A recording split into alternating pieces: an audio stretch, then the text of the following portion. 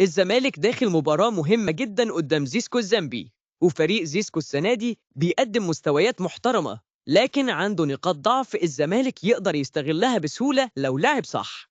أول حاجة، زيسكو غالبا هيلعب بطريقة 4-3-3، فريق بيعتمد على القوة البدنية والضغط في نص الملعب والهجمات السريعة من الأطراف. عندهم لعيبة زي كامبامبا وتشنجاندو بيصنعوا الخطورة الأساسية من العمق وعلى الأطراف.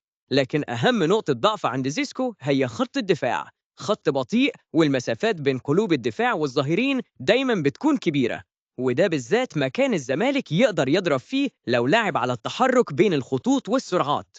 بالنسبة للزمالك يكسب ازاي؟ اضغط على ارتكاز زيسكو، لأنهم لما بيضغط عليهم بيغلطوا كتير وبيفقدوا الكورة. اللعب على الجناحين خصوصا جبهة بيزيرا، لأن زيسكو بيسيب مساحات ضخمة ورا الظهيرين. تغيير إيقاع اللعب، الزمالك لما ينقل اللعب بسرعة بيكسر التنظيم الدفاعي لزيسكو. التصويب من بره، دفاع زيسكو دايما متأخر خطوة، ودي فرصة للتسديد خصوصا من ناصر ماهر. محاولة التسجيل بدري، لو الزمالك جاب جول مبكر زيسكو بيتوتر وساعتها المساحات هتبقى أكبر.